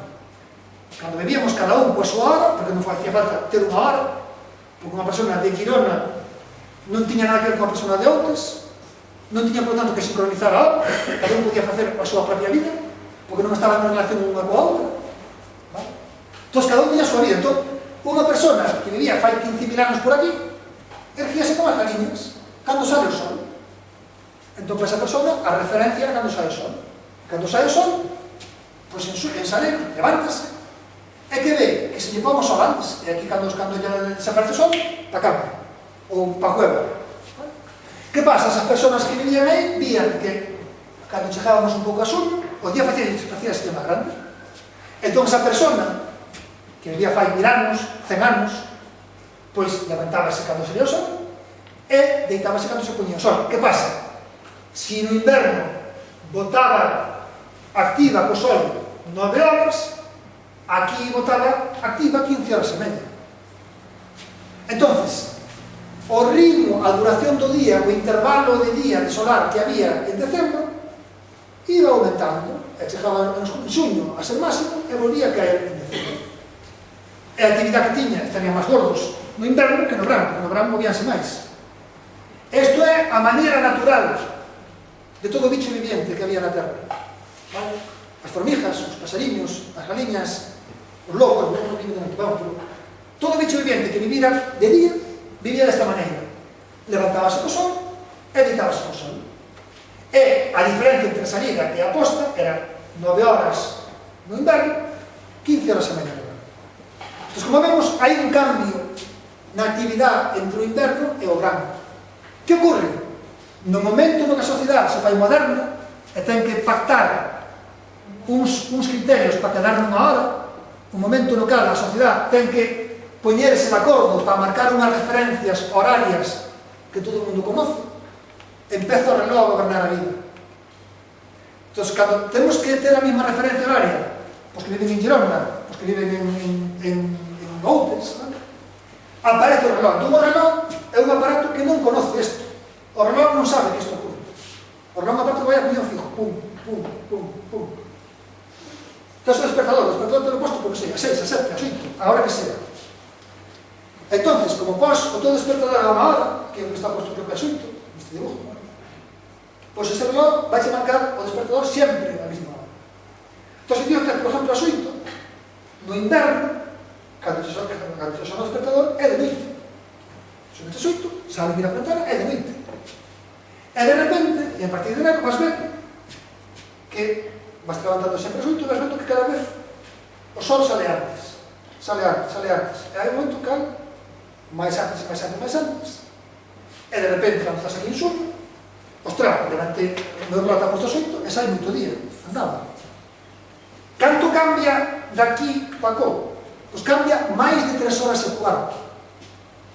O punto de salida do sol de aquí, en decembro, a aquí, en xuño, cambia 3 horas e cuarto.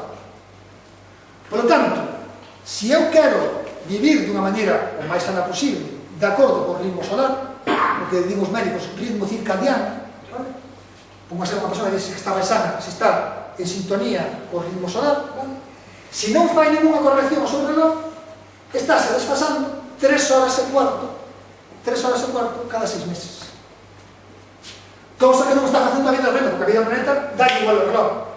Os pasariños levántanse, por exemplo, en marzo, 1 minuto e medio antes que o día anterior, porque o día vai medrando, cando estamos en marzo, 1 minuto e medio cada día.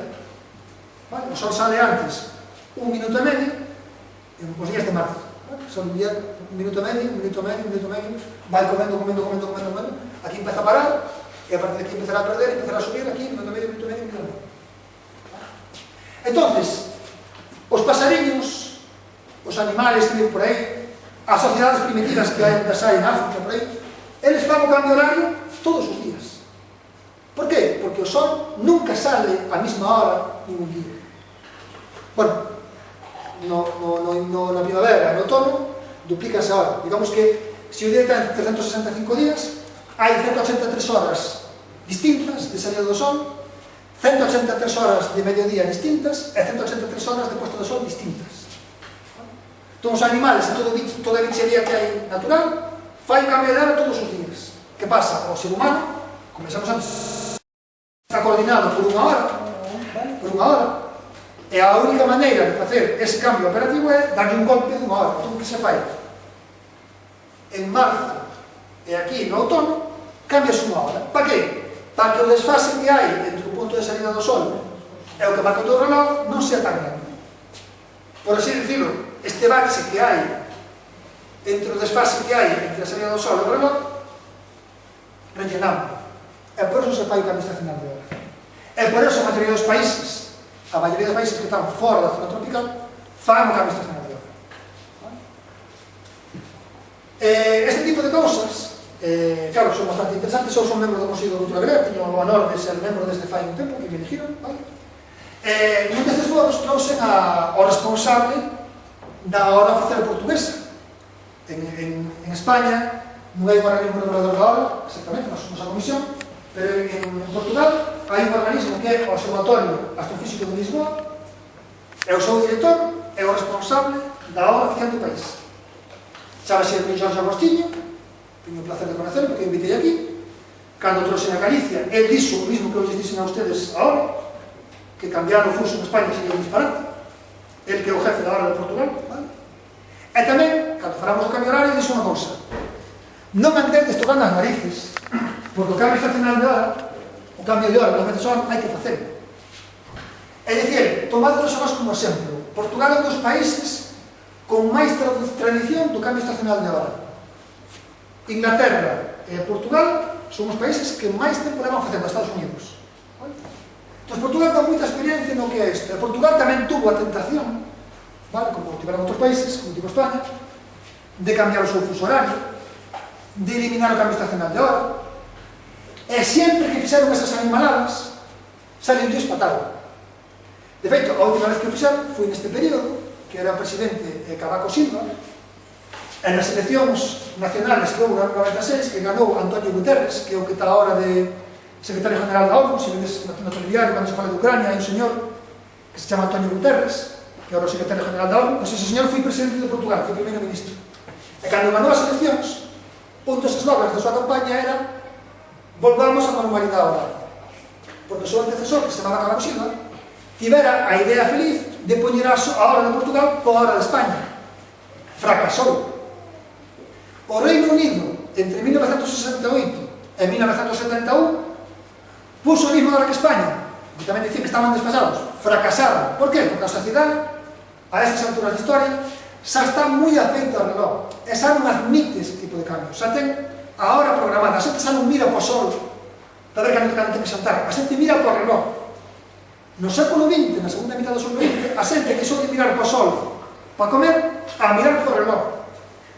Entón a xente ahora xa mira po reloj, non mira po sol. Entón, como mira po reloj, se ti lle jodes a referencia do reloj, ve que hai algo que está mal e protesta. Entón me decía, Portugal é o mellor exemplo, o mellor laboratorio para ver como non se poden facer este tipo de animaladas. Sempre que se fixeron cambios, fracasaron. Entón, como decía él, un país que ten o seu fuso horario sentado ten que manter a súa lei horaria. E o cambio estacional de hora a un país que está fora do Ecuador, como é España, como é Portugal, como é Alemania, non debe deixar esa lei. E a normativa europea que ten o cambio de hora é que debe manterse. De feito, ele informou ao primeiro ministro, que é o señor que está así en Morocho, chamase Antonio Costa, e o primeiro ministro de Portugal, cando se amenazou con eliminar o cambio de hora, foi dos que dixo por riba de mi cadáver. Os portugueses dixeron por riba de mi cadáver. Eu, lógicamente, informei tamén, que decía, por riba de mi cadáver como cadáver dañes igual, porque dañe unha patada, pero bueno. Sobre o cambio estacional de hora, non é racional manter a mesma referencia horaria cando as condicións solares cambian moito. Se eu teño unha situación solar na que paso de ter o sol de África a ter o sol da Antártica, eu non podo ter a mesma marca horaria. Non podo ter a mesma marca horaria. Porque non estaría facendo o mesmo que tengo que facer un organismo sano. Porque os bichos, todos fan o cambio horario. Antes, fai 50 anos, 60, non se facía cambio estacional de hora. Pero que facía entonces a sociedade? Os comercios tiñan o horario de inverno e o horario de verano. Incluso nas Cortes de Cádiz, en 1210, tiñan un horario de inverno e un horario de verano que cadraba perfectamente co que temos agora. Volvo de exemplo, a xente non é estúpida.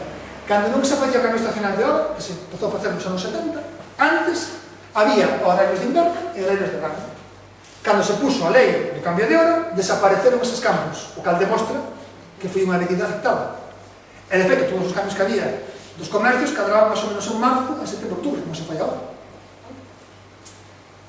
Claro, o problema que hai, que é o problema real, é os días do cambio. Os días do cambio hai molestias. Cambias de golpe unha hora e se crea un desaxuste. Os estudios que se fan din que esa molestia dura uns días. Bueno, pero é un sacrificio que se fai estar mal uns días para estar ben despois todos os meses. Con todo, unha cosa que tamén estou alertando é que hai algo chamado efecto nocebo. A ti cando che digo que co cambio estacional de hora vas a enfermar, que vas ter un desasusto e non sei que vas morrer, tamén agora pega contra unha pedra culpa do cambio de hora. Claro, chamase efecto nocebo. Isto descubriuse tamén co tema da COVID. Cando facían as probas das vacunas, nas probas poñían a xente vacuna, e algunha non lle poñían vacuna, poñían un líquido sin nada. E había xente que lle poñían un líquido sin nada que coñía reacción igual. Non sei me explico. O sea, as vacunas dan efecto, dan fiebre, alguna xente daballe fiebre, daballe reacción, non? Pois como sabían que lle iba a reacción, algún ao que non lle poñían vacuna tamén enfermaba. Eso chamase efecto nocebo. Vale? A xente, como lle comeron a cabeza de que a vacunarse vai enfermar, que vai coller síntomas, daballe a pinchar, pensaba que poñía vacuna, ai, enfermo. Pois aquí pasa o mismo. Se che din que con cambio de hora te vas a poñer mal, a xente pose mal, e vai enfermar. Pero hai outro problema máis. Sí, que tamén lo dixo na comisión. Se España cae no error de eliminar, bueno, España non, Europa, porque é unha normativa europea, afortunadamente. Si alguén di que hai que eliminar a administración andara, con cal quedamos? Amigo, si quedamos coa hora de inverno todo o ano, na franxa mediterránea española estaría amanecendo entre as 5 e as 6 da mañá 4 meses ao ano. E as estadísticas, non teño que poñer, din que entre as 5 e as 6 da mañá hai unha porcentaxe de españois moi pequena activa. E se poñemos a hora de verán todo o ano, que é que prefire, por certo, 2/3 da población española, en Galicia, no inverno, estaríamos amanecendo entre as 9 e as 10 da mañá 4 meses ao ano. O sea, habría meses no ano, cada zona media sería de noite. E iso non pode ser. Pero non ponemos sobre España, Italia. Se Italia tamén algún alucinase e cambiase, eliminase o cambio de hora, con calquera. Porque se poñen a hora de inverno todo o ano, na fronteira este de Italia, a zona que está aquí en Eslovenia, que é unha zona moi rica, estaríase amanecendo ás 4:15 da mañá. Amaneceríase ás 4:15 da mañá. 4 da mañá, sol. Mentre se nos ponemos como en Francia, ¿vale? En Francia, si tamén tamén entrarán aí, pues terían un problema que na zona esta de fronteira con Alemania, ¿vale? Estaríais amanecendo ás 4:30, 4:27 da mañá. Claro, como se come isto? Non me diga. E tamén, na zona esta aquí, que sería análoga a Galicia, entre 9:15 e 10:15, 4 meses ao ano. En Alemania, se fai mesmo en Alemania, pois encontraríanse que, se tivera un horario inverno todo o ano, estaríais amanecendo aquí na zona esta, que é unha zona moi rica, ás 3:30 da mañá estaría amanecendo. Ás 3:35 estaría amanecendo en Salzburg, que está aquí. Aquí está Hamburgo, zona moi rica. Estaríais amanecendo ás 3:30 da mañá. Claro, cando se fixo o cambio este, Jean-Claude Juncker, que había antes na Comisión Europea, iso a xente, claro, empezan a dicir, chico, ti daste cuenta do que está facendo. E por eso se parou. Non sei se vos acordades que houve un follón, fai uns anos, claro, pararon os pés, porque era unha locura. De feito, publicouse o Boletín Oficial de Estado o adianto dos cambios, vais a seguir facendo cambio de hora hasta 2026. A renovación europea de cada 5 anos. Vai ser unha revisión cada 5 anos. Como carallo vai poñer a Alemania un horario que amanece ás 3:30 da mañá? Claro, a única matiz que eu, como parte da Comisión Española, e o meu homólogo portugués, como representante do goberno portugués, é que o cambio de hora, o de agosto, faise en outubro. Isto foi por unha cuestión interna, nos anos 80, cando se fixo digamos, unha posta común da normativa, pois Inglaterra, o sea, Reino Unido e Irlanda tiñan un cambio en outubro, por cuestións históricas, e o resto de Europa tiña en setembro. E que fixeron? En vez de poñer británicos e irlandeses co resto, fixeron ao revés, por cuestión de política. Puxeron toda Europa, os ingleses e os irlandeses. Un error. Entón, a única proposta que nos facemos é que se poña pois, o cambio estacional de outono, en vez de en outubro, en setembro. É o único matiz que nos fallamos, porque cada susto no momento do equinoccio. Vale? Unha última cousa, xa o deixo.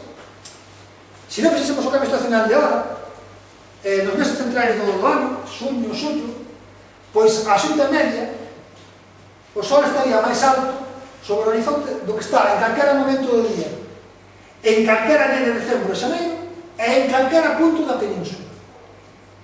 Quer dizer que a xunta media teríamos un sol que é un golpe tremendo por ritmo, o sea, estaríamos flipando. político tan nivel, que está un que non representa político, que chegou a, cando se enredou este tema, fai uns anos, pois había partidos que pedían en Madrid, no Parlamento Español, poñer horario británico-portugués, é dicir, horario unha hora menos que temos, mentres que os seus mesmos compañeros do mesmo partido, en Valencia, en Baleares, tenían que dar horario de verán todo o ano, é dicir, había 2 horas de diferencia entre a posición que pedía o mesmo partido político no Parlamento Balear e Valenciano, por unanimidade, por certo, de toda a Cámara, con o efecto que había en Madrid. Un lío total. O sea, aquí está o asunto. Unha frase para acabar. As tradicións que teñen as sociedades son un conxunto de solucións que, digamos, solucionaron un problema. Cando esa tradición funciona, arregla o problema e desaparece o problema. Pero ollo con aqueles que din que ahora que se pasou o problema, vamos a eliminar a solución. Pero que pasa? Cando un quita a solución, volverá a ter o problema. ¿Vale? Isto hai que terlo moi en cuenta. ¿Vale? Antes de acabar, o que poñemos antes que contaba o señor, aquí temos España e Francia pintada en riba. Aquí está Menorca, aquí está Córcega, como vemos aí mismo ancho, Francia... aquí está Outes, aquí está Menorca, aquí está Córcega, aquí está Brest, aquí temos Estados Unidos, as zonas horais de Estados Unidos, aquí está posto España no medio. Como vemos, España incluso cae máis pequena que a franja que temos Estados Unidos. O fuso de 15 de tal, con España máis cativa, incluso que ese fuso. Pois é todo, muchas gracias.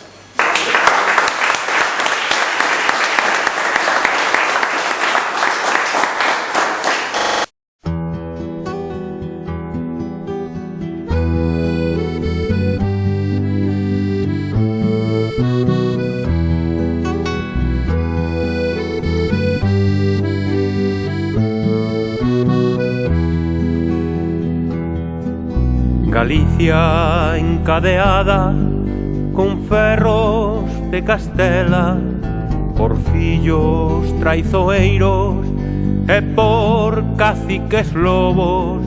No teu ceo azuado hai unha nova estrela, ardente sanguiñenta, agoira os tempos novos. Irmáns, erguede o berro de amor e santidade, Galicia e liberdade, do traballo e do chan, do traballo e do chan. Son verbas de Dios mesmo, do Dios todopotente, co suor da túa frente, gañarás o teu pan, gañarás o teu pan.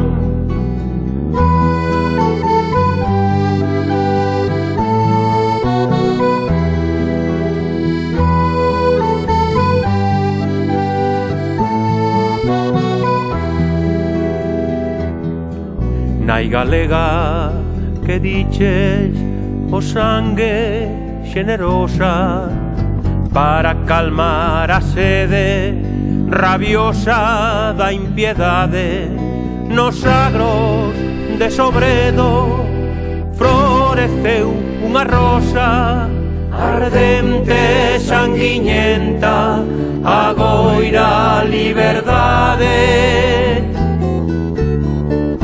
Son verbas de Dios mesmo, do Dios todopotente, co suor da túa frente, gañarás o teu pan, gañarás o teu pan. Irmáns, erguede o berro e o legón aferrade, Galicia e liberdade, do traballo e do chan, do traballo e do chan.